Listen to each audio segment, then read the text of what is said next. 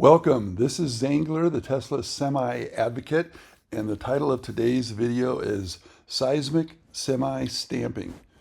And the reason for the title is legend has it that when Tesla Fremont first set up their stamping machines and started calibrating them, that they registered at the local geology earthquake detection machines as small earthquakes. And with that, let's jump into it. The best time lapse I could manage to put together. This first video was shot, or still shot, was on November 17th, and I just accidentally caught the beginning of digging in the background. Early on, I was not paying much attention to the stamping pit, and some of this shot was simply inadvertent footage that I got while looking at the Tesla Semi parked above the overlooking the project. So anyways, we start out early on in the project and we move on.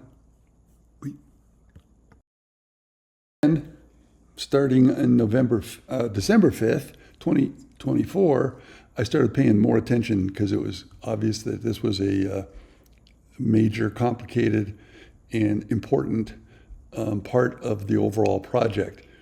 Early, you can see that the building proper has not yet been closed in, so I kind of got my eye on two balls here, but I at least started to pay more attention to the stamping pit. Here is where they mudded it originally to allow them to work, ironically, not in the mud when it rained, and early on in the project, they started digging these very interesting shapes, and certainly the engineering behind this is pretty precise because these stamping machines are incredible pieces of machinery that require a lot of engineering and the most complicated and technical aspect of this building, as you can see here. I don't know, I'm guessing that this will support 2 or 3 stamping machines. I'm guessing that it is basically 2 or 3 stamping presses for the body parts that are aluminum. Only the fairing is fiberglass, and possibly the other stamping pit, the smaller stamping pit, is for stamping the frame rails.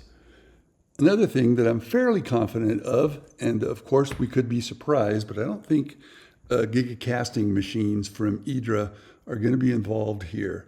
It doesn't seem to me that there's any part on the Semi that would lend itself to Giga casting machines or Giga cast parts. There's a basic frame. The only stretch that I can think of is maybe for some protection for the battery pack, but time will tell. And let's continue to watch this very long video, and I will jump in whenever it seems appropriate. So the next date is January 11th, 2025, and we see them actually a pumper, concrete pumper, and 2 concrete trucks, and I bet you there was multiple deliveries of these concrete as they're pouring a wall today. And I got a really nice circular drone shot of that. If you look closely, it looks like those wall sections are poured in narrow strips.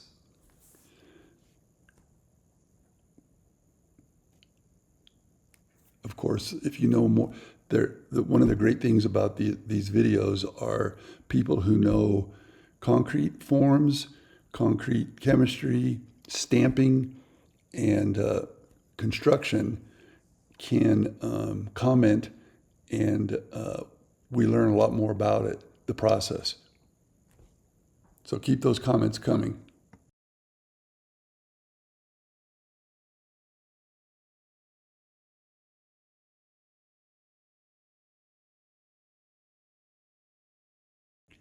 This is the southeast pit that I believe could potentially be for stamping out the frame rails. I think there's like two long frame rails and then maybe 4 to 6 cross sections that are in turn all connected to make the basic structure. And from that point, it goes down the assembly line and has the axles, main cases, battery pack, wiring, tires. And as soon as they put the tires on it, they're able to roll it down to the next stop on the assembly line. And then bridge cranes bring in the pre-assembled cabs, partially pre-assembled, and they place those. And then the doors, fairing, and all of the electronics, HVAC, and I believe these trucks have hydraulic units too to help with the braking of the trailers that they're towing. Just a really neat shot at them working and pouring concrete. Oh my God, did I say cement? Some of the viewers who know better lose it when I say cement instead of concrete. And they have clarified cement is an ingredient in concrete, and I know that, but to the layperson, concrete and cement are synonymous terms, although it's not technically accurate.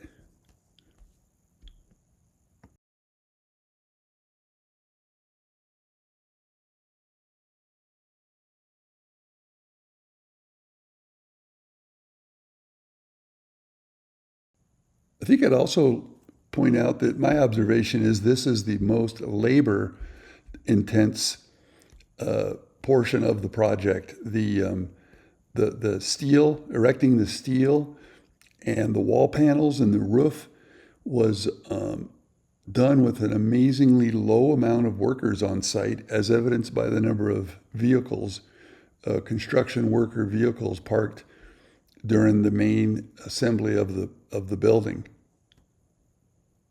And now at this point, it seems like there's many more humans involved in this project, in this phase of it, the stamping pit.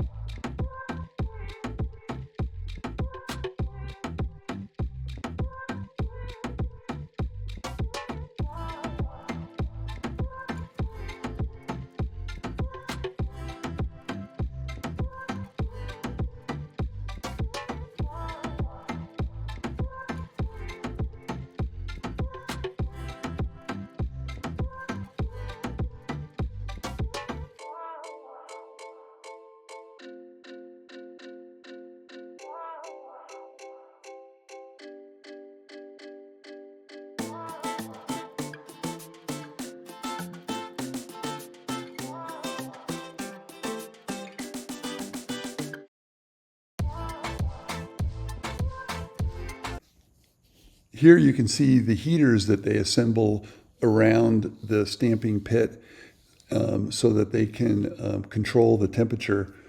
They've had really good weather all winter here in northern Nevada with very little precipitation, occasional high wind events, but I think they mentioned that they were ahead of schedule because of the favorable weather.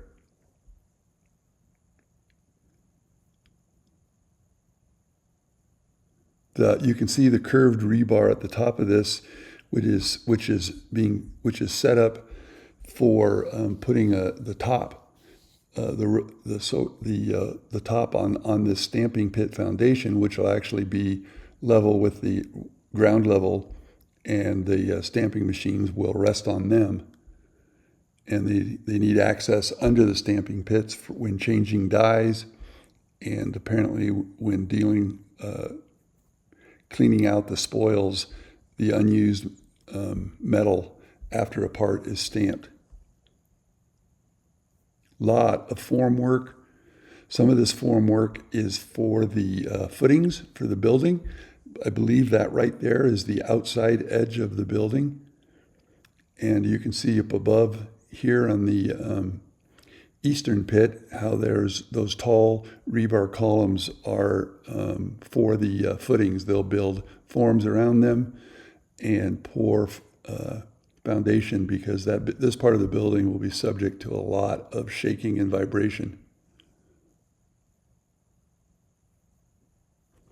we'll be able to see in this video the progress they make from here. At this point on, we have a lot more detailed video.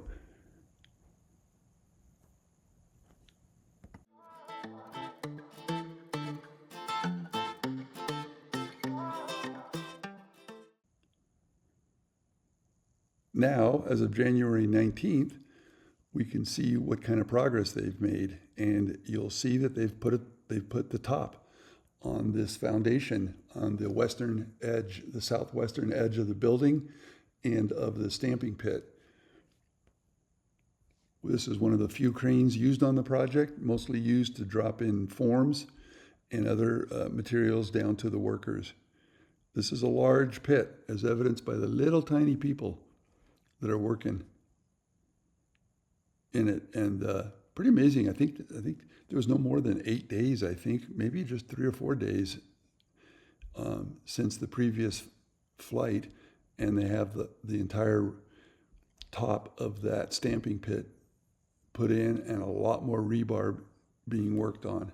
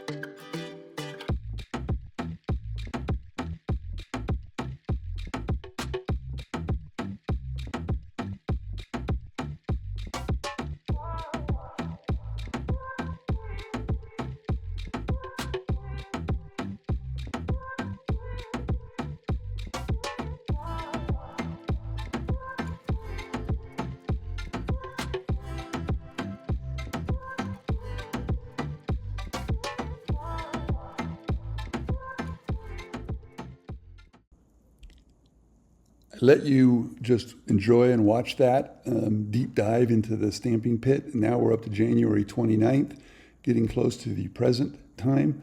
I will be flying the drone again tomorrow after a bit of a lapse or a brief interlude, but it'll be very interesting to see where we are. Right there you can see the warm blankets covering the recently poured concrete, and at least 3 heaters and the tubes or hoses going down to underneath the blankets to control the temperature and to let this concrete cure properly.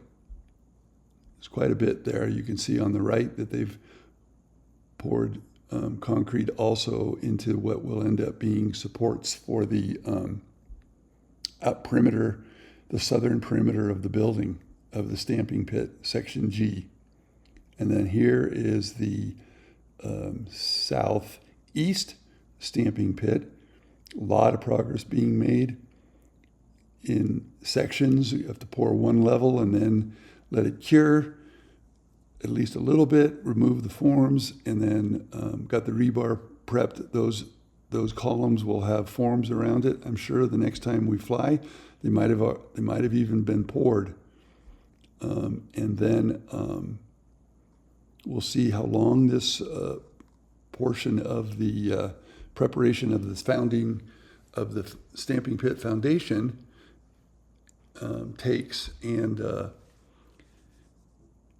then eventually they'll backfill areas with the dirt, compress it, and then build the building around it. One subject of discussion is, will they be bringing the stamping pits in before the walls and building is built around it?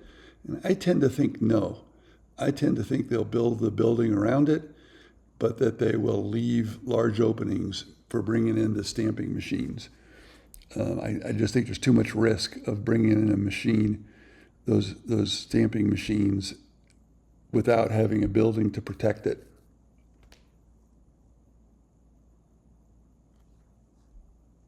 Thanks for joining, and if you stuck with this all the way to the end, I appreciate it.